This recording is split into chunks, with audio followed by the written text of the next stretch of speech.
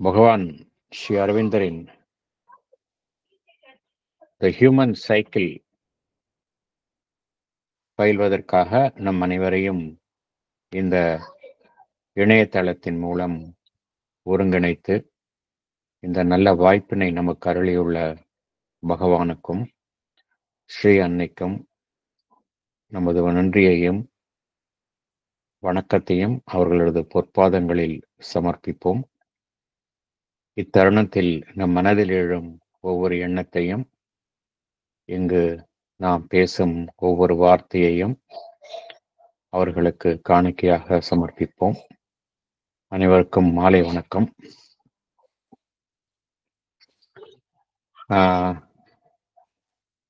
Human சைக்கிள்ல நம்ம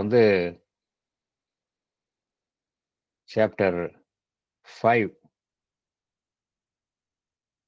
தலைப்பு என்ன அப்படின்னா, the true and false subjectivism.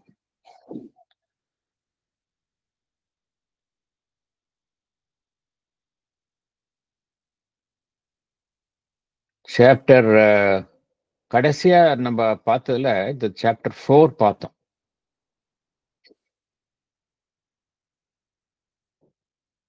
Chapter 4 பார்த்தோம். 4ல நம்ம எது குறித்து பகவான்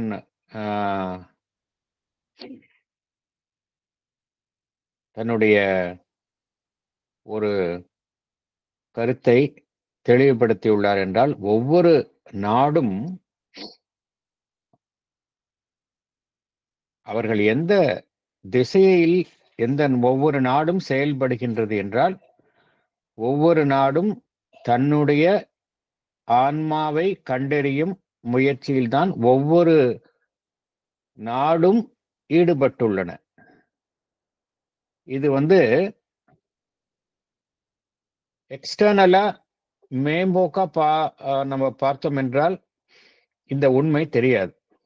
எல்லோருமே என்ன கூறுவார்கள், நாங்கள் எங்களுடைய ஒவ்வொரு நாடும் எடுத்துக்கொண்டோம் என்றால் நாங்கள் பொருளாதாரத்தில் அதிக உயரத்தை எட்ட வேண்டும், வலிமையான நாடாக மாற வேண்டும், எல்லா மக்களும் நலனுடன் இருக்க வேண்டும். எல்லாமே பார்த்தோம் அப்படின்னா எக்ஸ்டர்னல் ஆஸ்பெக்ட்ஸ் தான் கூறுவார்கள். இந்த நோக்கத்துடன் ஒவ்வொரு அந்த தேசம், அதில் உள்ள தேச தலைவர்கள், மக்கள் எல்லோருமே இந்த நோக்கத்துடன் செயல்படுகின்றார்களா என்றால், அது மேம்போக்காக பார்த்தோம் என்றால் அவ்வாறு செயல்படவில்லை, அல்லது அது குறித்த அவேர்னஸ் இல்லை என்பது போலத்தான் தோன்றும். ஆனால் பகவானுடைய பார்வையே வேறொரு மாதிரி இருக்கின்றது. ஈவன் இப்ப தேசம் ஒருபுறம், ஒரு தனி மனிதனை எடுத்துக்கொண்டாலும் கூட, தனி மனிதனும் பகவான் என்ன கூறுகின்றார், தனி மனிதனும் எந்த திசையில் பயணம் செய்கின்றான் என்றால், அவனுடைய ஆன்மாவை கண்டறியும் முயற்சியில்தான் ஒவ்வொரு தனி மனிதனும் செயல்படுகின்றான். ஆனால் அவன் அறிந்தோ அறியாமையிலேயோ எந்த திசையில் எந்த சக்தியால் அவன் வழிநடத்தப்படுகின்றான் என்றால், அவனுக்குள்ளே இருக்கும் ஒரு சக்தி தன்னை மேலும் மேலும் வெளிப்படுத்த முயலுகின்றது. அந்த வெளிப்படுத்தும் முயற்சியின் மூலமாகத்தான் விளைவாகத்தான் எல்லாமே அமைகின்றன. இதுல வெவ்வேறு நிலைகள் இருக்கின்றன. இப்ப தனி மனிதனே இது குறித்து அறிவதில்லை. தனி மனிதனை எடுத்துக்கொண்டால், நான் நன்றாக பொதுவாக எல்லாமே they live in their surface being அப்படிங்கறத பார்த்தோம். புறத்தில் தான் மனிதர்கள் வாழ்கின்றார்கள். அவர்களுக்கு என்ன புற தேவைகளை பூர்த்தி செய்வது, அதுதான் அவர்களுடைய ஒரு மேற்புறத்தில் அமைந்துள்ள லட்சியமாக அமைந்திருக்கின்றது ஒரு தனி மனிதனுக்கு. ஆனால் உண்மையிலே என்ன நடக்கின்றது என்றால், உண்மையிலேயே இந்த ஒட்டுமொத்த இந்த பிரபஞ்சம், இந்த பூமி, அதில் உள்ள மனிதர்கள் எல்லாமே பகவானினுடைய அந்த ஆன்மீக தரிசனத்தில் எதை கண்டார் என்றால் எல்லாமே வந்து அந்த பரிணாம வளர்ச்சியில் அந்த உயர் உண்மையை அடையும் அந்த அந்த அந்த இயக்கத்தில் தான் மும்மரமாக ஈடுபட்டுள்ளன. ஆனால் இது குறித்த அறியாமையில் தான் இருக்கின்றார்கள். தனி மனிதனும் சரி, நாடும் சரி, இது குறித்த we are in ignorance. ஆனால் ஏதோ ஒரு சக்தி நம்மை மேலும் மேலும் அந்த அறியாமையிலிருந்து அந்த ஞானத்தை நோக்கி செல்லும் அந்த முயற்சியில் நம்மை ஈடுபடுத்தி கொண்டுதான் இருக்கின்றது. இது குறித்த அறியாமையில் பெரும்பாலான மனிதர்கள் இருக்கின்றார்கள். அதே போலத்தான் தேசமும் பார்த்தோம் அப்படின்னா பகவான் என்ன கூறுகின்றார், ஒவ்வொரு தேசமும் அதனுடைய ஆன்மாவை கண்டறியும் முயற்சியில் தான் ஈடுபட்டுள்ளன. அது வந்து வெளியில தெரியல. ஆனால் தெர் இஸ் சம்திங்.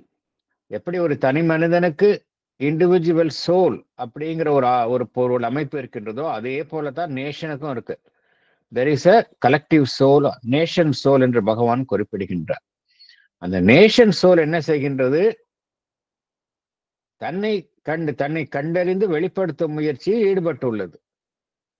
என்ன காரணம் அப்படின்னா, எதன் அடிப்படையில் பகவான் இந்த உண்மையை கூறுகின்றார் என்றால், இங்க எதுவுமே வந்து எல்லாமே வந்து சச்சிதானந்தத்தினுடைய வெளிப்பாடு தான்.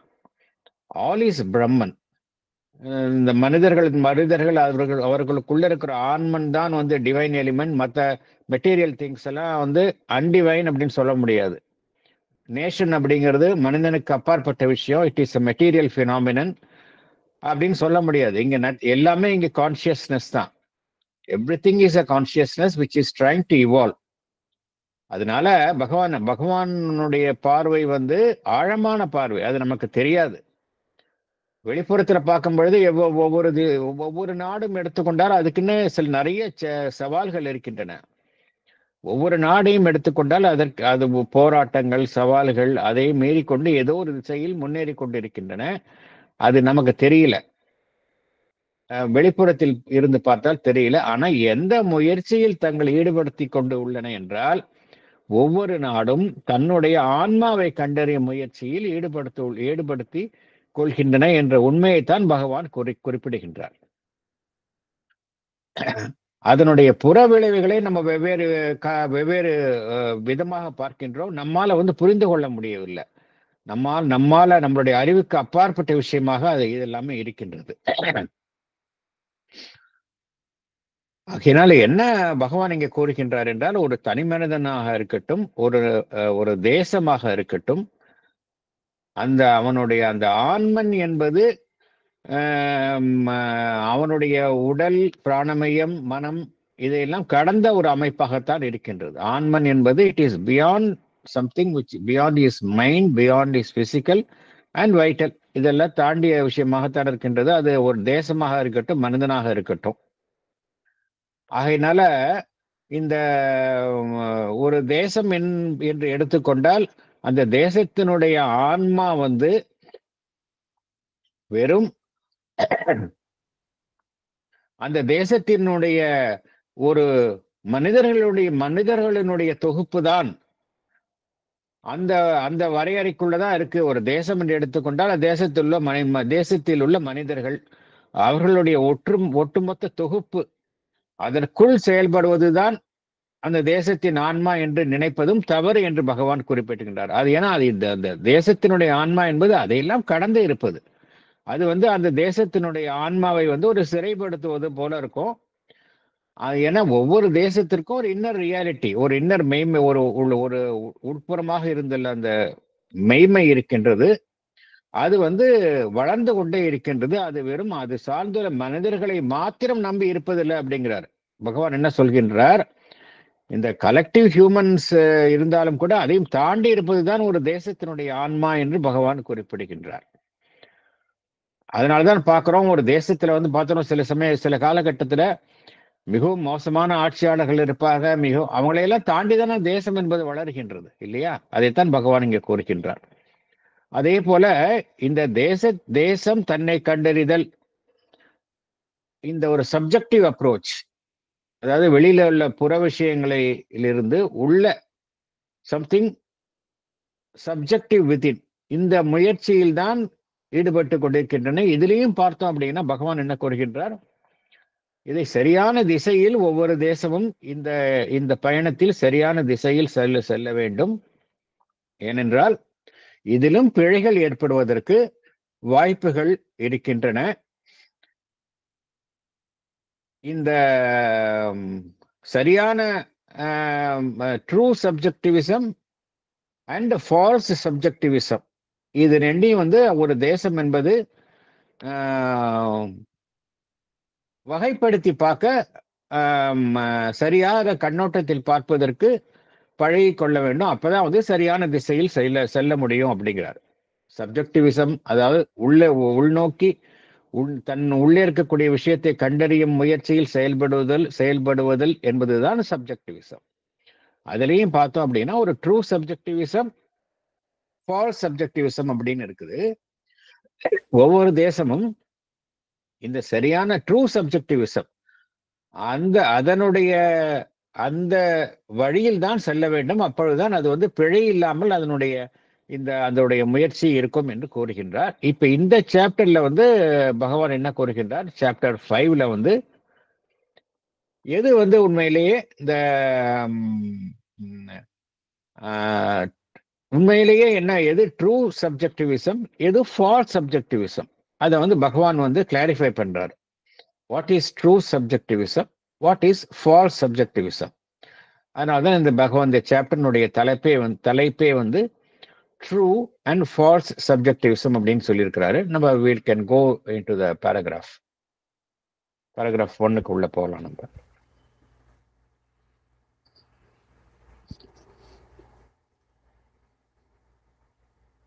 Chapter 5, True and False Subjectivism, paragraph 1.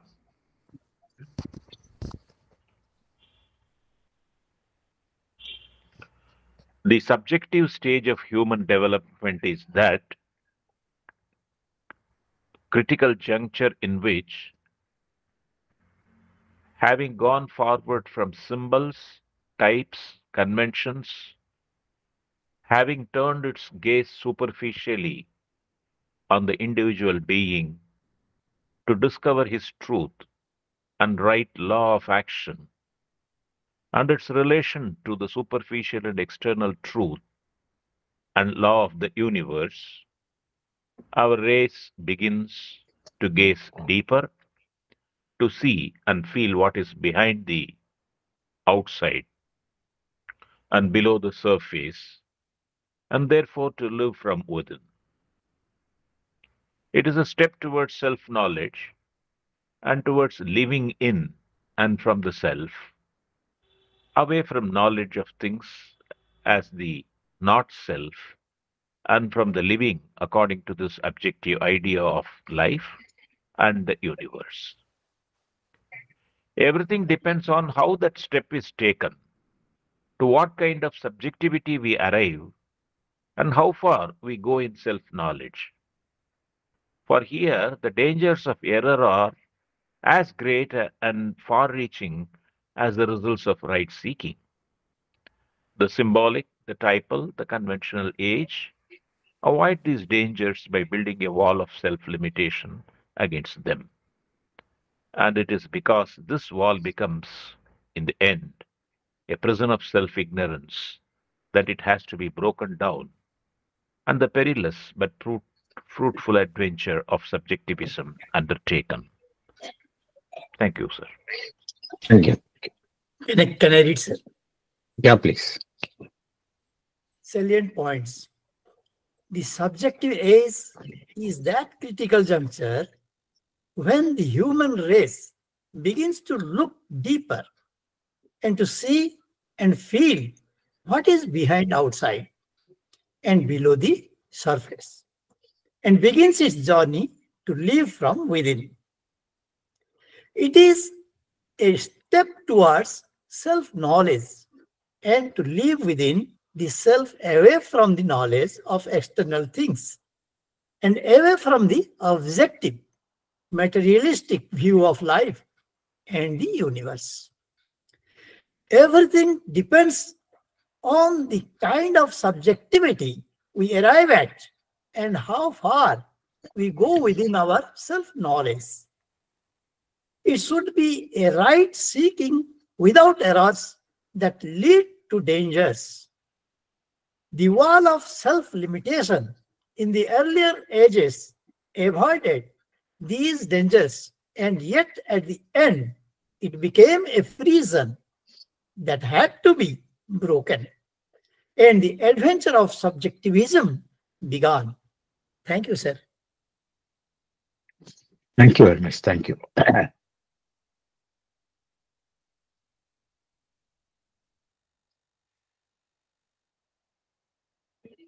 இப்போ சொசைட்டி வந்து எல்லா ஹியூமன் சொசைட்டியுமே நம்ம பார்த்தோம். ஏர்லியஸ்ட் சிம்பாலிக் ஸ்டேஜ், ரொம்ப ப்ரிமிட்டிவா இருக்கும்போது சிம்பாலிக் ஸ்டேஜ், நம்ம டைப்பல் ஸ்டேஜ்னு பார்த்தோம். ஒரு ஃபிக்ஸட் கன்வென்ஷன்ஸ்ல இருக்கிற ஸ்டேஜ் எல்லாம் பார்த்தோம். அப்புறம் அதை தாண்டி வந்து அந்த தனி மனிதனுக்கு முக்கியத்துவம் தரக்கூடிய அந்த இண்டிவிஜுவலிஸ்டிக் ஏஜ் அப்படிங்கிறத பார்த்தோம். இது மாதிரி there is a எவல்யூஷன், ஒரு எவல்யூஷனரி சேஞ்ச் வந்து சொசைட்டி ஆஸ் அ ஹோல் நடைபெறுவதை நம்ம பார்க்கின்றோம். இப்படி பார்க்கும் பொழுது இந்த சப்ஜெக்டிவ் ஏஜ் அப்படிங்கிறது தற்பொழுது நடந்து கொண்டிருக்கின்றது என்று பகவான் கூறுகின்றார். ஒவ்வொரு நாடும் சரி, அது எந்த திசையில் செயல்படுகின்றார்கள் என்றால் அந்த subjective stage of human development, மனிதனுடைய வளர்ச்சி என்பது எப்படி காணப்படுகின்றது என்றால் subjective stage of human development. இது வந்து நம்ம வெளிப்புறத்தில் எப்படி கண்டுபிடிக்கிறது, வெளியில பார்க்கும் பொழுது எப்படி இந்த subjective stage of human development நோக்கி தான் எல்லா சமுதாயமும் இருக்கின்றது, அப்படிங்கிறது எப்படி நம்ம கண்டுபிடிக்கிறது, நம்மால புரிந்து கொள்ள. பகவான் எழுத்துக்களை படிக்கின்றோம், அதனால் இதை ஏற்றுக்கொள்கின்றோம். இல்ல வெளிப்புறத்தில் இதற்கான அறிகுறிகள் நாம் பார்க்கும் பொழுது தென்படுகின்றனவா அப்படிங்கறத பார்த்தோம் அப்படின்னா, ஒரு பேசிக்கலா ஒரு உண்மையை நம்மால கண்டுபிடிக்க முடியும். என்ன உண்மை என்றால், எல்லா அமைப்புகளிலும் சரி, அமைப்பு, கல்வி சார்ந்த நிறுவனங்கள் எல்லாத்திலுமே வந்து தற்பொழுது எதற்கு முக்கியத்துவம் தரப்படுகின்றது என்றால் சைக்கலாஜிக்கல் எலிமெண்ட்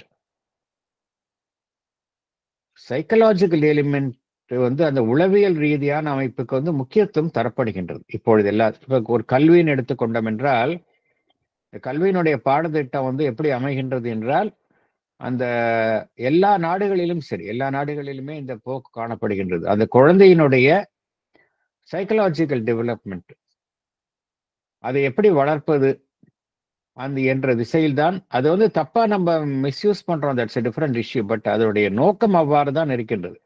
பாடத்திட்டங்கள் எல்லாம் எந்த நோக்கத்தில் அமைக்கப்படுகின்றன என்றால், ஒரு குழந்தைய மனிதனுட்டு இருக்கக்கூடிய அந்த உள்ள இருக்கக்கூடிய விஷயத்தை வெளியில கொண்டு வர்றது, சப்ஜெக்டிவ் டெவலப்மெண்ட் நோக்கி தான் எல்லாமே செயல்படுகின்றன. ஆனால் அன்பார்ச்சுனேட்லி அது மெட்டீரியலிஸ்டிக் ஆயிடுது, தட்ஸ் எ டிஃபரெண்ட் இஷ்யூ.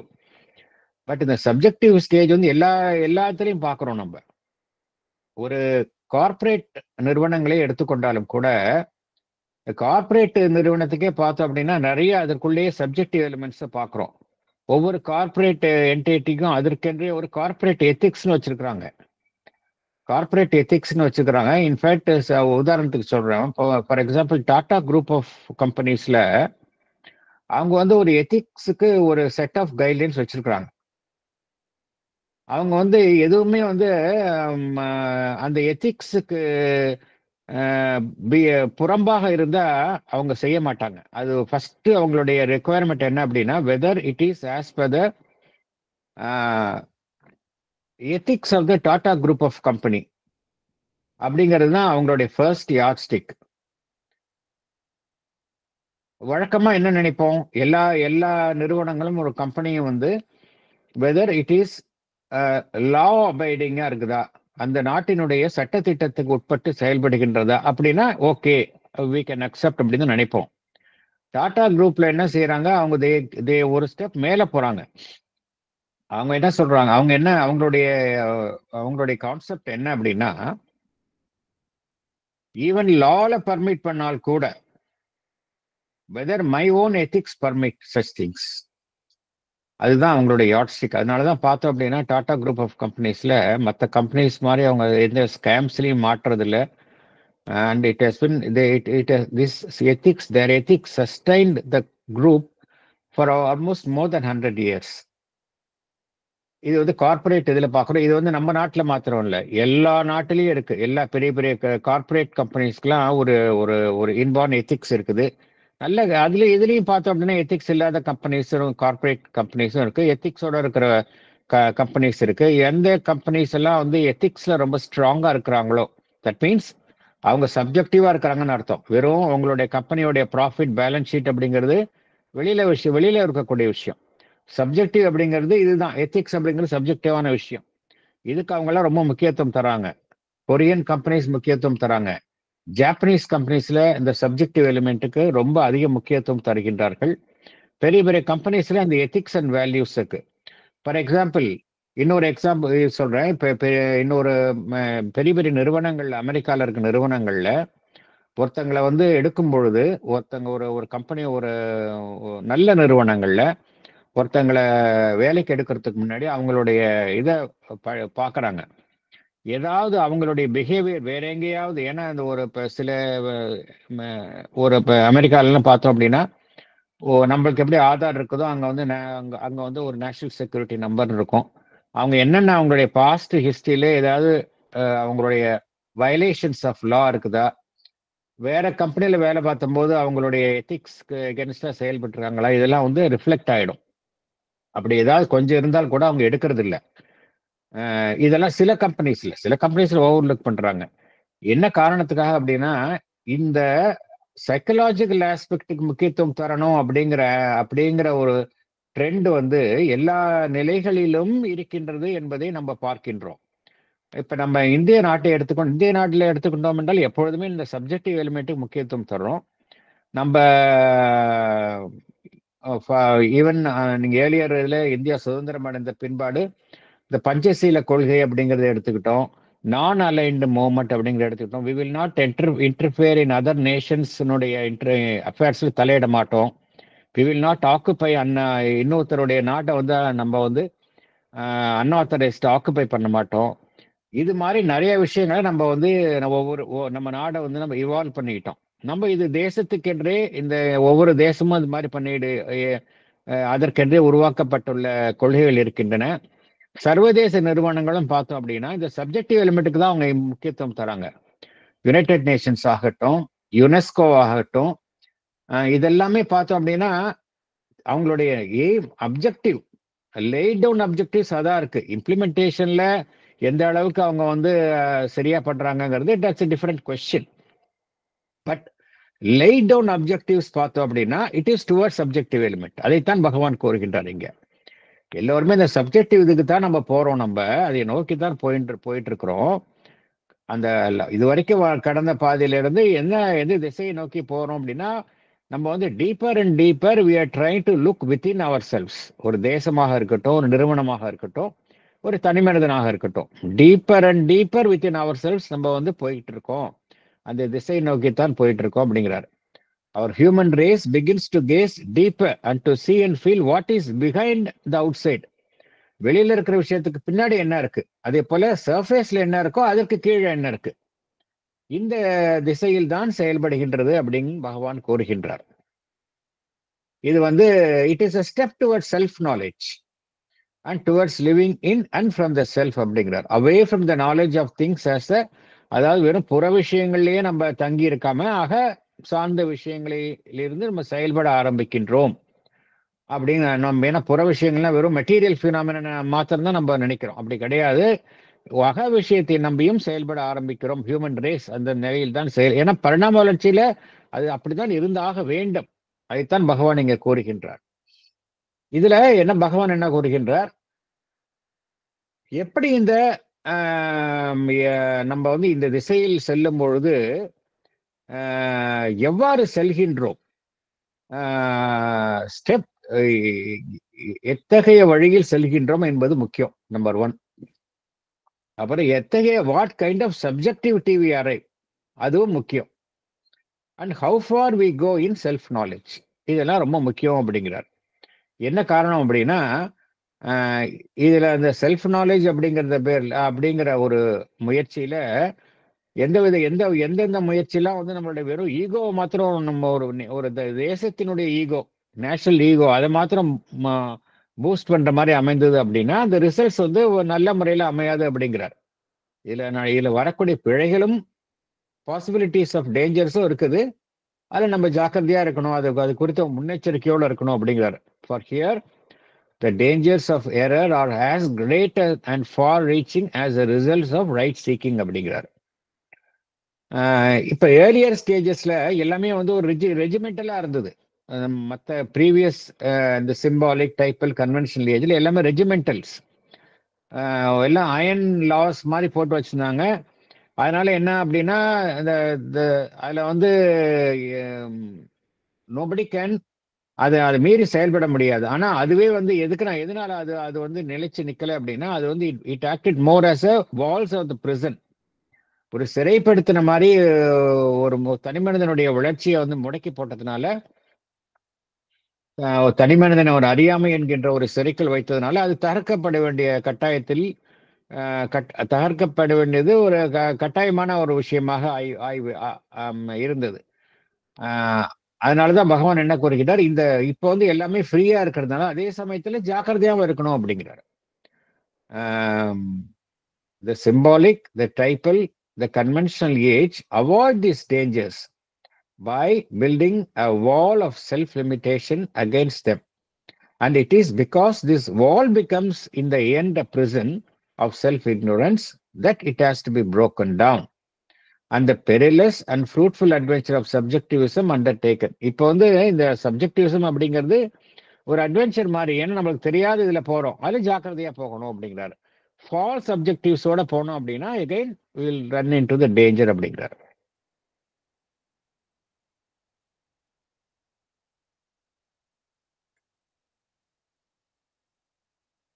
அடுத்தது போகலாம்.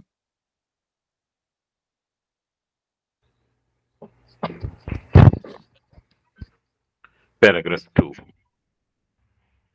A psychic self-knowledge tells us that there are in our being many formal, frontal, apparent, or representative selves, and only one that is entirely secret and real. To rest in the apparent and to mistake it for the real is the one general error, root of all others, and cause of all our stumbling and suffering, to which man is exposed by the nature of his mentality. We may apply this truth to the attempt of man to live by the law of his subjective being, whether as an individual or as a social unit, one in its corporate mind and body. Thank you. Yes, madam. Psychic knowledge reveals that there are many apparent selves and there is only one self that is entirely secret and real in us. To rest in the apparent self and to mistake it for the real is the cause of all our stumbling and suffering. This law is applicable to both men as an individual or as a social unit. Thank you, sir. Okay, இதுல எப்படி நம்ம இந்த true சப்ஜெக்டிவிசம் போனோம் அப்படிங்கிறது பார்த்தோமோ ஒரு தேசத்துக்கு, அது எப்படின்னா பகவான் என்ன சொல்கின்றார், நம்மளுடைய அந்த ட்ரூ சைக்கிக் நாலேஜ்ல என்ன நமக்கு எதை அறிகின்றோம் என்றால், நம்மளுடைய மேற்புறத்தில் இருக்கக்கூடிய அமைப்பு எல்லாமே பார்த்தோம் அப்படின்னா எல்லாமே வந்து நிறைய மேற்புறத்தில் இருக்கக்கூடிய அமைப்புகள் எல்லாம் பார்த்தோம் அப்படின்னா அவைகள் வந்து நம்மளுடைய உண்மையான செல்ஃப் இல்லை அப்படிங்கிறத நம்ம உணர்கின்றோம். நம்மளுடைய மேற்புறத்தில் இருக்கக்கூடிய உடல், மேற்புறத்தில் செயல்படக்கூடிய பிராணமயம், அதே போல நம்மளுடைய மனம், மேற்புறத்தில் செயல்படக்கூடிய அந்த சூப்பர்ஃபிஷியல் மைண்ட், இதெல்லாம் வந்து ரெப்ரசன்டேட்டிவ் செல்ஃப்ஸ் தான், இதெல்லாம் இன்ஸ்ட்ருமெண்ட்ஸ் தான். நம்மளுடைய ரியல் பீயிங் அப்படிங்கிறது தான் நம்மளுடைய சைக்கிக் பீயிங். இது தேசத்துக்கும் பொருந்தும் அப்படிங்கிறார் பகவான். And only that is entirely secret and real. ஒவ்வொரு மனிதனுக்கும் அப்படிதான் இருக்கு. ஃபார் எக்ஸாம்பிள், நம்ம வந்து வெறும் புறத்திலேயே இருந்து கொண்டு அதை வந்து நான் அதுதான் உண்மையான நம்மளுடைய ஜீவன் அப்படின்னு இருந்துட்டோம் அப்படின்னா அது வந்து ஒரு மிகப்பெரிய பிழையாயிடும் அப்படிங்கிறார் பகவான். இதை கருத்தை தான் வந்து எல்லா இடத்துலையும் கூறுகின்றார். நம்ம அந்த ஃபால்ஸ்லேருந்து உள்ள போகணும் அப்படிங்கிறது அந்த தீம். ஸ்பிரிச்சுவல் செல்ஃப் ஃபைண்டிங் வந்து அதுதான் உண்மை. ஃபால்ஸ்லேருந்து ட்ரூத்துக்கு உள்ள போகணும் அப்படின்னு தான் சொல்றாரு. To rest in the apparent and to make it for the real and to mistake it for the real is the one general error அப்படிங்கிறார். அது மாத்திரம் இல்ல, அதுதான் அனைத்து துன்பங்களுக்கும் தடுமாற்றங்களுக்கும் காரணமாக இருக்கின்றது. ஒரு மனிதனுடைய தடுமாற்றத்துக்கெல்லாம் காரணம் பார்த்தோம் அப்படின்னா because he fails to live within, he is living in a surface being, surface ego. அதனால தான் வந்து எல்லா ப்ராப்ளத்துக்கும் அதுதான் காரணம் அப்படிங்கிறார். Root of all others and cause of our stumbling and suffering அப்படிங்கிறார். To which man is exposed by the nature of his mentality அப்படிங்கிறார். இந்த ட்ரூத் வந்து தனி மனிதனுக்கு மாத்திரம் இல்லை அப்படிங்கிறார். இது வந்து ஒரு இந்த விதி தனி மனிதனுக்கு மாத்திரம் பொருந்தாது, ஒரு தேசத்திற்கும் ஒரு சமுதாயம் என்கின்ற ஒரு ஒட்டுமொத்த அமைப்பிற்கும் பொருந்தும் அப்படிங்கிறார். We may apply this truth to the attempt of man to live by the law of his subjective being, whether as an individual or as a social unit, one in its corporate mind and body.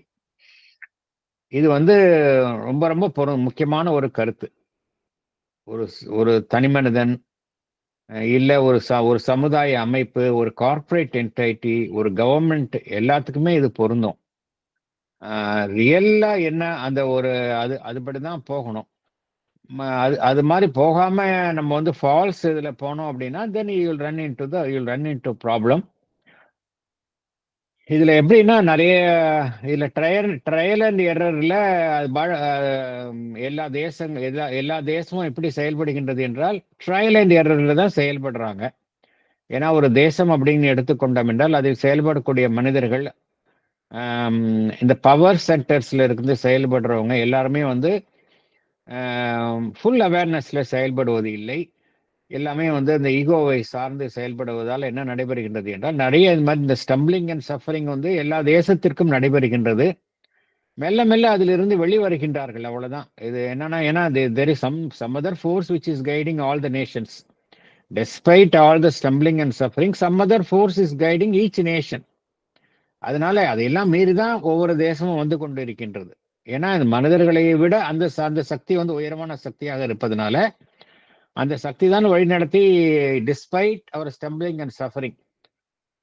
நம்ம இதுக்கு முன்னாடி இருந்த இந்த talk doctor Alok பாண்டேல கூட பார்த்தோம். எப்படி அப்படின்னா அந்த எவல்யூஷன் எப்படி நடக்குது அப்படின்னா it is an ascending spiral அப்படிங்கிறத பார்த்தோம். ஸ்பைரல்னா இப்படி ஒரு நேர்கோட்டில் இல்லாம வளைஞ்சு வளைஞ்சு வளைஞ்சு வளைஞ்சு வளைஞ்சு இருக்கும்போது கொஞ்சம் கீழாரங்கும் திருப்பி மேலே போகும், கீழாரங்கும் மேலே போகும். அப்படிதான் வந்து இந்த எவல்யூஷன் நடந்து கொண்டு இருக்கின்றது. தனி மனிதனுடைய எவல்யூஷனும் சரி, ஒரு தேசத்தினுடைய எவல்யூஷனும் இந்த திசையில தான் நடந்து கொண்டு இருக்கின்றது.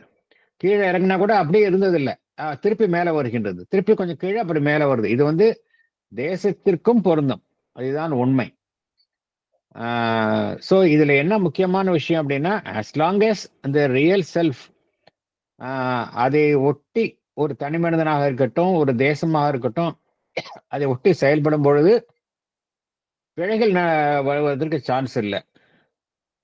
அதே சமயம் ஒரு தேசமாக இருக்கட்டும், ஒரு தனி மனிதனாக இருக்கட்டும், அவனுடைய ஃபால்ஸ் அவுட்டர் செல்ஃப் அதிலிருந்து செயல்படும் பொழுது நிறைய பிழை வருவதற்கு சான்ஸ் இருக்கு. ஏன்னா எல்லாமே வந்து ஈகோ சென்டர்டா இருக்கிறதுனால பிழைகள் வருவதற்கு சான்சஸ் நிறைய, வாய்ப்புகள் நிறைய இருக்கின்றது அப்படிங்கிறார் பகவான்.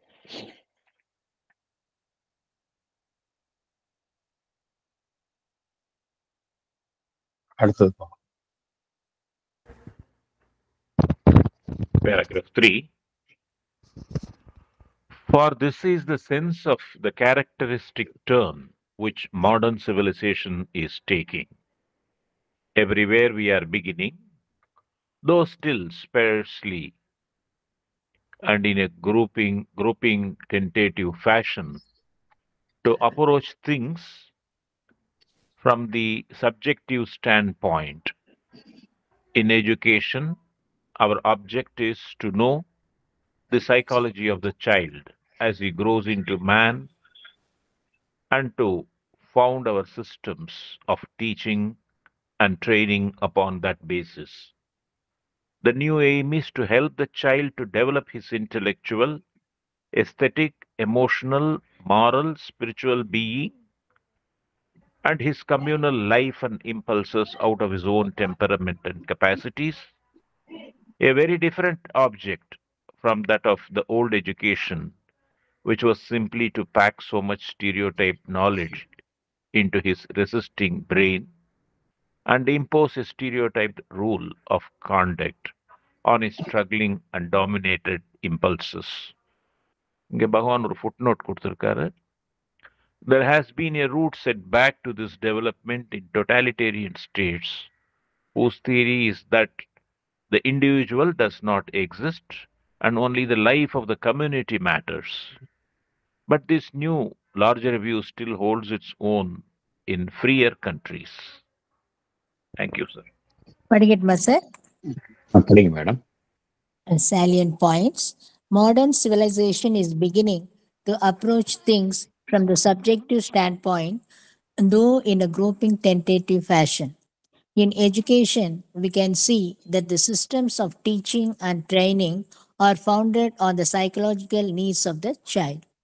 The new aim is to help the child to develop his intellectual, aesthetic, emotional, moral, spiritual being and his communal life and impulses out of his own temperament rather than importing a stereotyped knowledge. Thank you, sir. Thank you. இப்போ பகவான் என்ன கூறுகின்றார், இதுக்கான அறிகுறிகள் பகவான் கூறியது வந்து பார்த்தோம் அப்படின்னா 100 வருஷங்களுக்கு முன்னாடி சொல்லியிருக்கிறார். அது வந்து even now it is applicable. இப்போ ஒரு ஒரு ஒரு வரவேற்கத்தக்க ஒரு பகவான் எஜுகேஷன் பத்தி இங்க பேசுறாரு. இந்த நியூ எஜுகேஷன் பாலிசி அப்படின்னு இப்போ கவர்மெண்ட் ஆஃப் இந்தியால கொண்டு வந்திருக்கிறாங்க. இந்த நியூ கவர்மெண்ட் வந்து கொண்டு வந்திருக்கிறாங்க new education policy. New education policy வந்து இதனுடைய இதுல பார்த்தோம் அப்படின்னா இந்த நியூ எஜுகேஷன் பாலிசியில பகவான் ஸ்ரீ அரவிந்தரனுடைய அந்த இன்டெக்ரல் எஜுகேஷன் அது பற்றிய அது அதனுடைய தாக்கம் இருக்கின்றது என்று, ஏன்னா நம்ம ஸ்ரீ அரவிந்தா சொசைட்டியில ஒரு பெரிய ப்ராஜெக்ட் ரன் பண்றாங்க. ஸ்ரீ அரவிந்தா சொசைட்டி நம்ம பாண்டிச்சேரியில ஆல் ஓவர் இந்தியா வந்து ஒரு பெரிய ப்ராஜெக்ட் ரன் பண்றாங்க. அது வந்து ப்ராஜெக்ட்க்கு வந்து every year they are spending 50 crores. It has been funded by HDFC-னுடைய அந்த கார்பரேட் ஃபண்டிங், இந்த சோஷியல் CSR ஃபண்டிங்லேருந்து அவங்க பண்றாங்க. அது என்ன, அதோட முக்கியமானது என்ன அப்படின்னா training the trainers.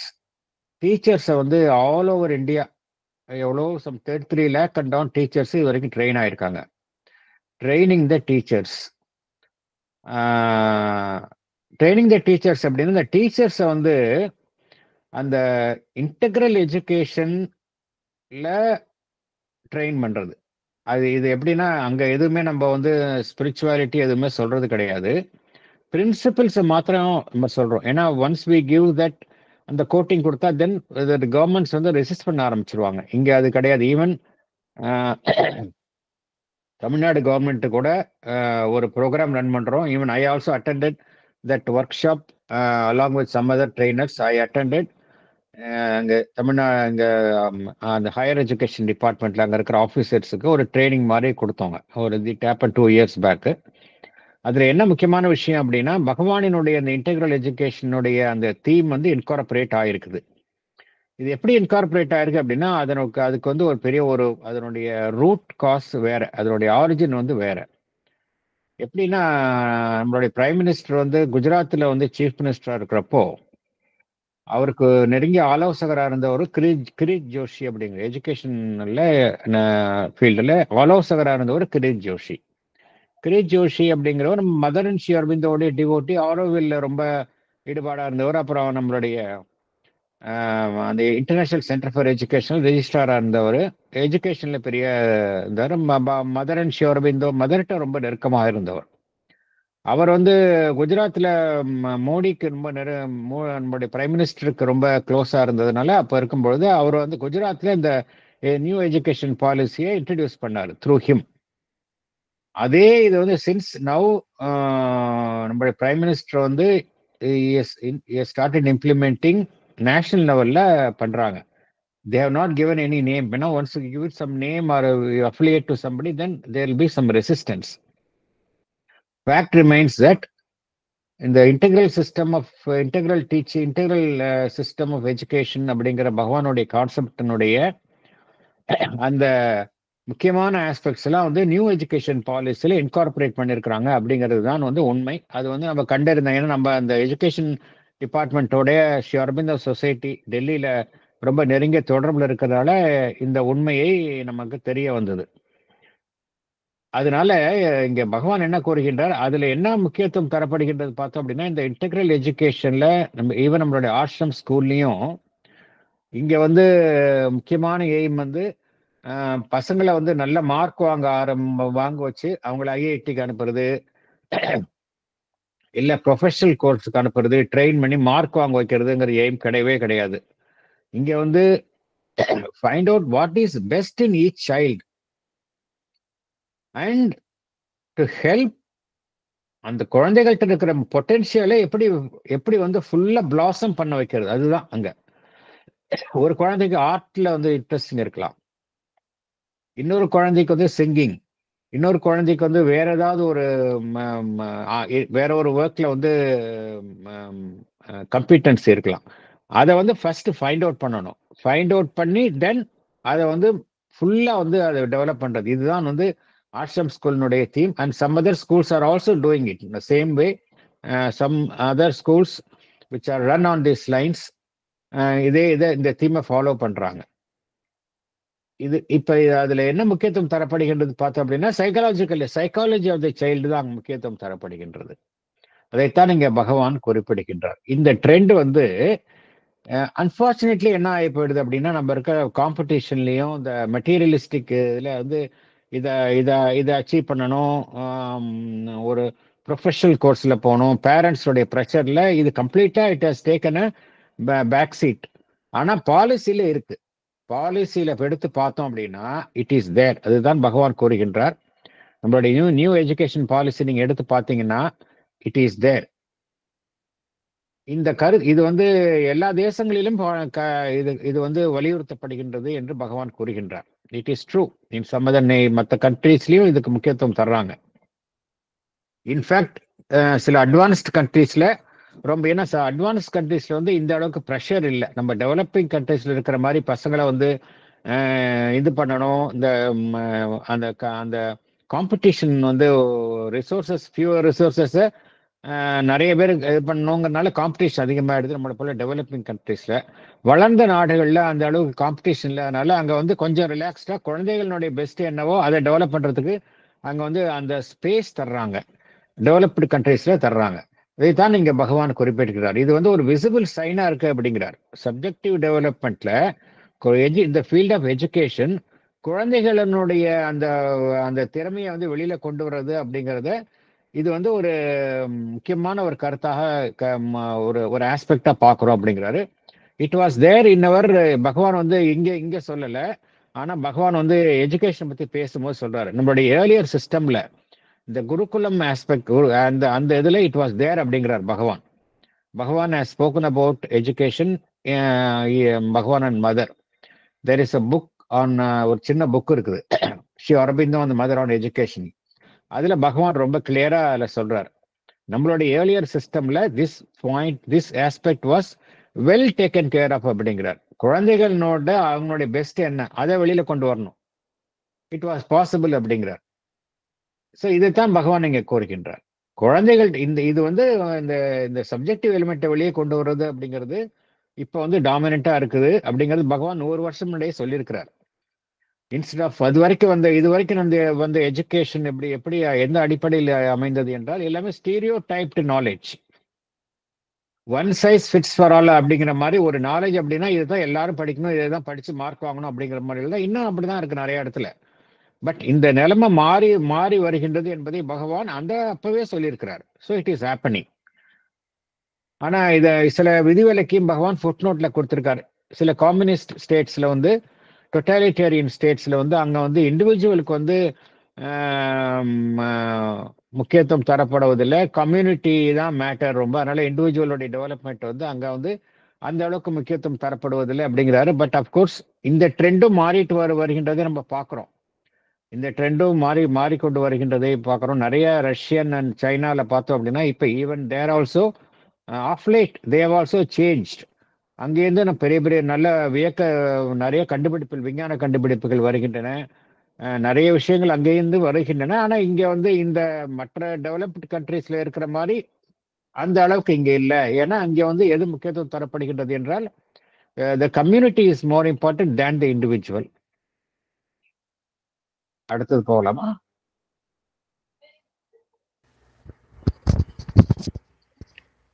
In dealing with the criminal, the most advanced societies are no longer altogether satisfied with regarding him as a lawbreaker to be punished, imprisoned, terrified, hanged, or else tortured physically and morally, whether as a revenge for his revolt or as an example to others. There is a growing attempt to understand him, to make allowance for his heredity, environment, and inner deficiencies, and to change him from within rather than crush him from without.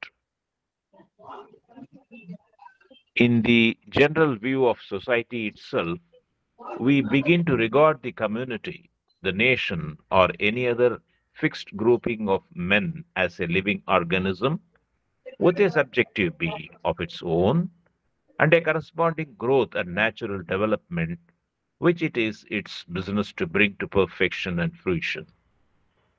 So far, good. The greater knowledge, the truer depth, the wiser humanity of this new view of things are obvious. But so also are the limitations of our knowledge and experience on this new path and the possibility of serious errors and stumblings. Thank you, sir. படிக்கணுமா sir? Thank you. Yes yes yes sir. Madam படிக்கிறாங்களா? படிங்க sir. Sir படிங்க. Oh, thank you. In dealing with the criminal, the most advanced societies are not satisfied in merely punishing him as a lawbreaker. There is a growing attempt to understand him and to make allowance for his background and to change him from within. We begin to regard the society, the nation, as a living organism, the subjective being and the corresponding growth and natural development which it should bring to perfection. The greater knowledge of this new view of things, the truer depth are obvious. But we also have limitations of our knowledge and experience on this new path. Thank you. Thank you. பகவான் எழுதினது இப்போ இந்த விஷயம் பார்த்தோம் அப்படின்னா 100 வருஷம் முன்னாடி எழுதியிருக்கிறாரு. எவ்வளவு பகவானினுடைய அந்த ஞான திருஷ்டி பாருங்க. ஒரு உதாரணத்துக்கு எடுத்துக்கலாம். இப்போ வந்து பகவான் வந்து கிரிமினலை வந்து தண்டிக்கிறத பத்தி பேசுறாரு. கிரிமினலை வந்து கிரைம் அவன் வந்து தண்டிக்கப்படவே வேண்டும், தண்டிக்க தான் படணும். அவனுடைய குற்றத்துக்கு he has to be punished அப்படிங்கிறது ஒரு வியூ. இல்ல அவன் தண்டிப்பதை விட அவனை நாம் திருத்த வேண்டும் என்பது இன்னொரு வியூ. இப்போ உதாரணத்துக்கு எடுத்துக்கலாம். டெத் பெனல்டி வந்து மரண தண்டனையை வந்து நிறைய நாடுகள், ஆச்சரியமா இருக்கும் நம்மளுக்கு படிக்கிறப்ப, மரண தண்டனையை வந்து நிறைய நாடுகள் வந்து கம்ப்ளீட்டா ரிமூவ் பண்ணிட்டாங்க. இப்ப நிறைய கண்ட்ரீஸ்ல மரண தண்டனை அப்படிங்கிறதே கிடையாது. எந்த அடிப்படையில பண்ணிருக்கிறாங்க? இந்த கருத்து தான். என்னென்ன ஒரு உதாரணத்துக்கு சில கண்ட்ரீஸ் எல்லாம் சொல்றேன், ரொம்ப ஆச்சரியமா இருக்கும் நம்மளுக்கு. இதெல்லாம் வந்து 1976 அந்த லேட்டர் பீரியட்ல தான் இந்த மாற்றங்கள்லாம் வந்தது. ஃபார் எக்ஸாம்பிள், போர்ச்சுகல்ல வந்து டெத் பெனல்டி கிடையாது. டென்மார்க்ல டெத் பெனல்டி கிடையாது. They abolish death penalty. Norway, Brazil, France, Netherlands, Argentina, ஆஸ்திரேலியால கிடையாது. அதே போல நம்மளுடைய ஜெர்மனில கிடையாது, நியூசிலாந்துல டெத் பெனல்டி கிடையாது நமக்கு தெரிஞ்ச கண்ட்ரீஸ்ல, அப்புறம் அயர்லாந்துல கிடையாது, சுவிட்சர்லாந்துல கிடையாது, கிரீஸ்ல கிடையாது, ஹாங்காங்ல கிடையாது, இட்டலியில கிடையாது, ஸ்பெயின்ல கிடையாது, பெல்ஜியம்ல கிடையாது. அதே போல யுனைடெட் கிங்டம்ல there is no death penalty. And இது மாதிரி நிறைய கண்ட்ரீஸ்ல வந்து டெத் பெனல்ட்டி வந்து அவங்க வந்து அபாலிஷ் பண்ணிட்டாங்க. என்ன காரணத்தினால அவங்க அபாலிஷ் பண்ணிட்டாங்க அப்படின்னா,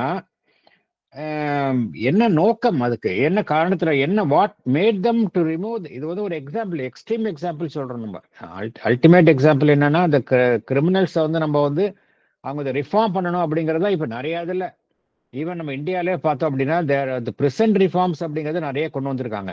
இதெல்லாம் வந்து இம்ப்ளிமெண்டேஷன் பார்த்தோம் அப்படின்னா அந்த அளவுக்கு முறையாக இல்லை, உண்மைதான்.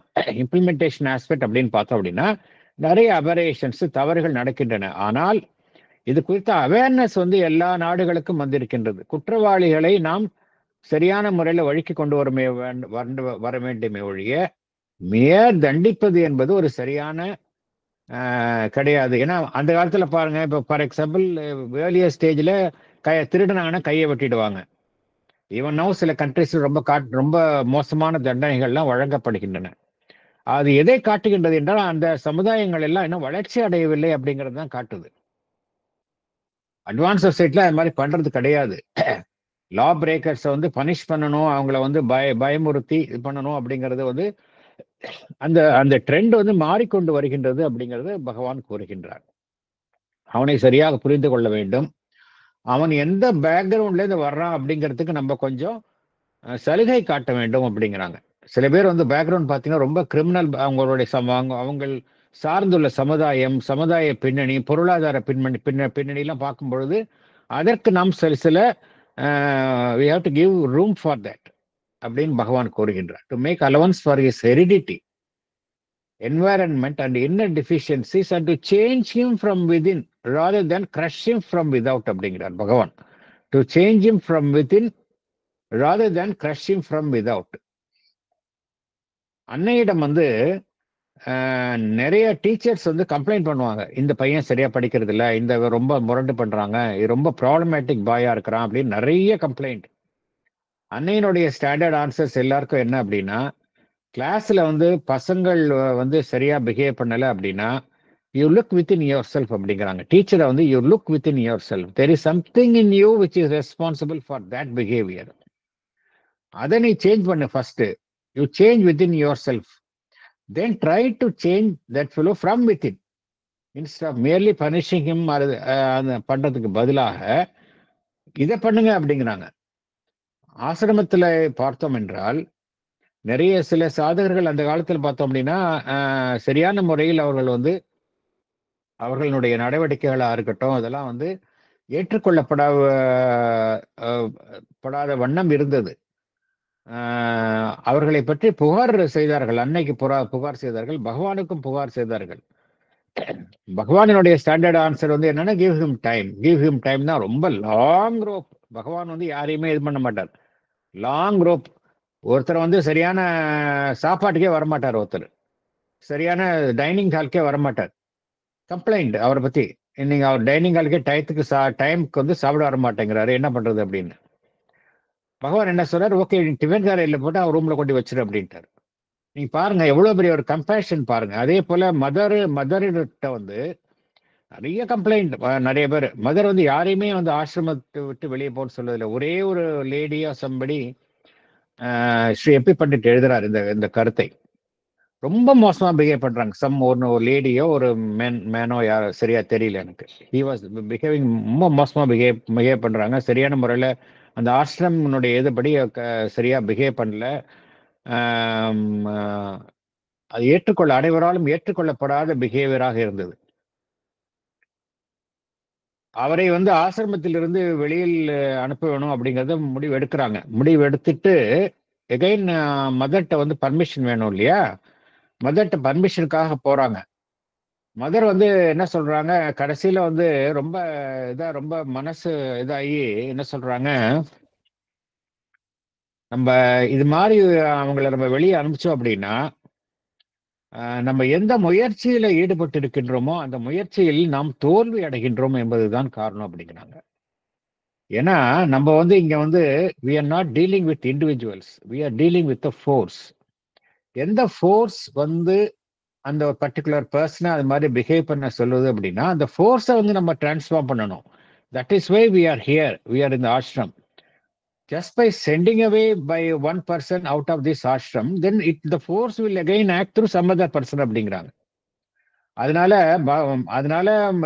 ஸ்ரீ எப்பி பண்டிட் எழுதுறாரு, என்ன சொல்றாரு?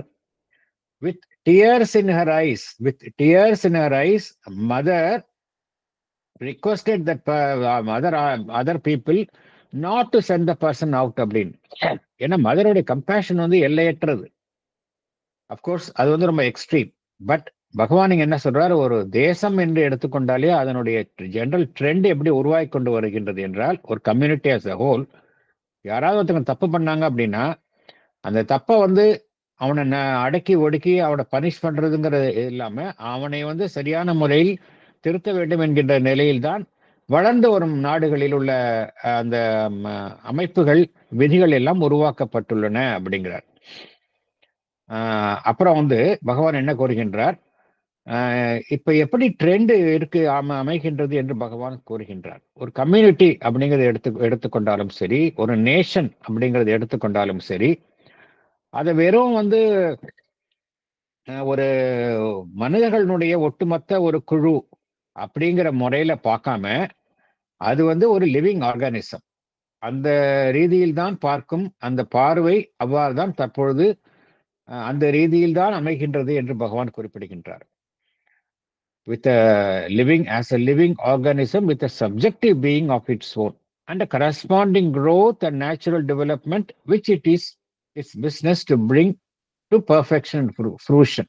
ஒவ்வொரு தேசமும் எடுத்துக்கொண்டாலும் சரி, அந்த தேசத்தினுடைய தேசமா இருக்கட்டும், மனிதர்களா இருக்கட்டும், ஒட்டுமொத்த அமைப்பு எப்படின்னா ஒரு ஆர்கானிக் பீயிங், ஒரு வாழும் ஒரு அமைப்பு தான் ஒரு தேசம் என்பதும்.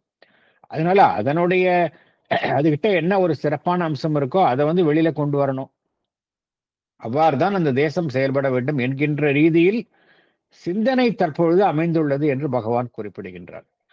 இதெல்லாம் சொல்லிட்டு கடைசியில வந்து பகவான் வந்து ஒரு எச்சரிக்கையாக சொல்கின்றார், குவாலிஃபை பண்றார். என்ன சொல்றார் பகவான், என்ன கூறுகின்றார்? So far good, the greater knowledge, the truer depth, the wiser humanity of this new view of things are obvious. இதுல பார்க்கும் பொழுது the greater knowledge, truer depth, the wiser humanity of this new view of things are obvious, எல்லாம் மேலோட்டமாக தெரிய வருகின்றது.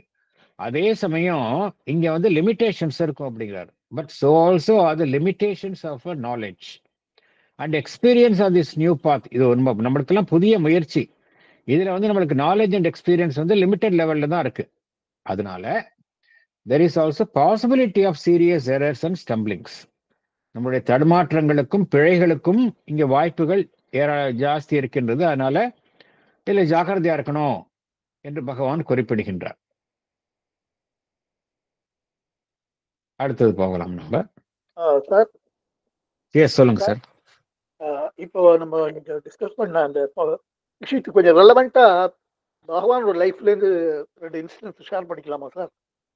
பண்ணுங்க sir, பண்ணுங்க. First வந்து இந்த பிரிசன் ரிஃபார்ம்ஸ் பத்தி கலெக்டிவ் விஷயம். அதனால அது வந்து பகவான் வந்து இந்த தேஷ்பாண்டேயோட எடிட்டர், அவர் தேஷ்பாண்டே எடிட்டராக இருந்த இந்த இந்து பிரகாஷ் மேகசின்ல எழுதிட்டு இருந்தாரு அந்த உடனே இமிடியட்லி ஆஃப்டர். அப்ப அதுல வந்து இந்த மாதிரி மாடரேட்ஸோட இதெல்லாம் பத்தி அவர் வந்து கிரிட்டிசைஸ் பண்ணியிருந்தார், இந்த ஸ்லாக்கனா இருக்கிறத. அப்போ வந்து there was a pressure to stop that those articles. அப்போ வந்து ஒரு கோகலே என்ன சொன்னாராம், பிரிசன் ரிஃபார்ம்ஸ் பத்தி எழுதுங்களேன் அப்படின்னு சொல்லி. அப்போ வந்து அவர் வந்து அதை பகவான் அதை அவ்வளவா பெருசாக எடுத்துக்கலாம்.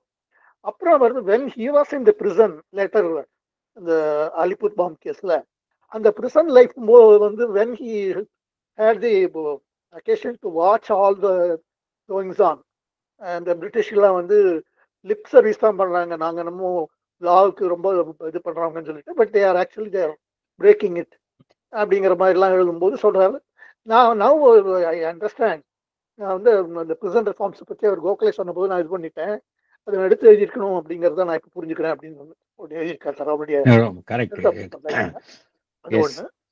அப்புறம் வந்து இந்த ட்ரீட்டிங் த கிரிமினல்ஸ்ல வந்து அவர் பாண்டிச்சேரி வந்த உடனே அந்த ஏர்லியர் லைஃப்ல வந்து ஒன்லி சம் அந்த ரெவல்யூஷனிக் அண்ட் சாதக்ஸ் இருந்தாங்க, ஒரு 4-5 பேர் தானே இருந்தாங்க இல்லையா. அப்போ அவர் வந்து ஃபர்ஸ்ட் ஹவுஸ்ல இல்லை, ஐ திங்க் இப்போ வந்து செகண்ட் ரெசிடென்ஸ் நினைக்கிறேன். அப்போ வந்து அவர் வந்து இந்த ஆஃப்டர்நூன்ல வந்து லஞ்சுக்கு அப்புறம் அவங்கெல்லாம் இந்த மற்றவங்களாம் தூங்குவாங்க. அப்போ பகவான் தூங்க மாட்டார், நடந்துட்டே இருப்பார். இப்போ வந்து அந்த ஆஃப்டர்நூன் அந்த சமயத்தில் வந்து ஒரு இவங்களுடைய டின்னருக்காக, ஈவினிங் டின்னருக்காக வந்து பிரெட்டு வந்து ஒரு கடையில் வாங்கியிருந்தாங்க. இவங்க அந்த நேரத்தில் தூங்குவாங்கங்கிறதுனால வந்து பையனை வந்து இந்த கதவை திறந்து வச்சுருப்பாங்க, உள்ள பாப்பா படம் வச்சுருப்பாங்க. அவன் திறந்து வந்துட்டு ஒரு டேபிளில் வந்து ட்ராயரில் காசு வச்சுருக்கோம். அந்த காசை எடுத்துட்டு அவன் வந்து பிரெட்டை வச்சுட்டு போனோம். அதில் வந்து இப்போ கொஞ்ச நாள் பார்க்கும்போது என்ன ஆகுதுன்னா, காசு அதோட ஜாஸ்தி வச்சுருப்பாங்க, அது குறைய ரொம்ப கண்டுபிடிக்கிறாங்க. அப்போ சரி இந்த பையன் தான் எடுக்கிறான் போலுக்கு, நம்ம வந்து ஒரு நாள் பார்க்கணும்னு சொல்லிட்டு மறைஞ்சிருந்து பார்த்தபோது அந்த பையன் வந்த உடனே கையங்கரமாக பிடிச்சி அவனை அந்த மாதிரி திட்டத்தை அடிக்கிறது மாதிரிலாம் இருக்கும்போது பகவான் வந்துட்டு அவங்க வந்து இன்டர்வியூ பண்ணி அந்த காசை அவங்ககிட்ட கொடுத்தாங்க. சொன்னபோது இதை வந்து நம்ம அமிர்தா எழுதியிருக்காரு, தண்டனை யாருக்கு என்று புரிந்து விட்டது அப்படின்னு எழுதி முடிச்சிருக்காரு. ஆமா ஆமா ஆமா. அதே போலதான் இந்த துணிகளை வந்து துவைச்சு கொண்டு வருவாங்க. இப்போ வந்து அந்த துணிகளை டெய்லரோ சம்படி அவர் ஒரு ட்ரங்கர்ட் போல இருக்கு. இதே அமிர்தாவுடையதுதான். அது கூட அந்த ட்ரங்கர்ட் வந்து ரொம்ப லேட்டா கொண்டு வர்றது மாதிரி பண்ணோன்னே இவங்க எல்லாம் வந்து அவனுடைய அந்த குடிப்பழக்கத்தை கண்டிச்சிருக்கிறான், நீ குடிச்சிட்டு இருக்கிற அதனாலதான் பண்ற அப்படி இல்லைன்னு நம்ம கண்ணாகுது. இது பகவான் உள்ளிருந்து கேட்டுட்டு வந்து நீங்க வந்து அவன்கிட்ட வேலை வாங்க, அது வேற விஷயம். அவன் குடிக்காது அவனுடைய தனிப்பட்ட விஷயம். அதுல you got no business interfere அப்படின்ட்டு நீ கரெக்டா கொண்டு வந்து கொடுக்க சொல்லு. Yes, that is true. But குடிக்காது அவனுடைய சொந்த விஷயம். நீ அதுக்காக வந்து அவனை சொல்றது அப்படிங்கிறது it is none of your business. இது வந்து வருது அதுல அந்த பில்கிரிமேஜ் டு ஸ்ரீ அரபிந்தோல அமிர்தாவுடைய புக்ல நிறைய மாதிரி எபிசோட் சொல்றாரு. பகவானுடைய இன்ஃபினிட் கம்பேஷன், அதெல்லாம் இன்ஃபினிட் கம்பேஷன். வேற எதுவும் எல்லாமே அவரோட யூனிக் தானே சார், எல்லாமே யூனிக் தான். Of course. Thank you sir. Thank you. அடுத்தது போகலாம்.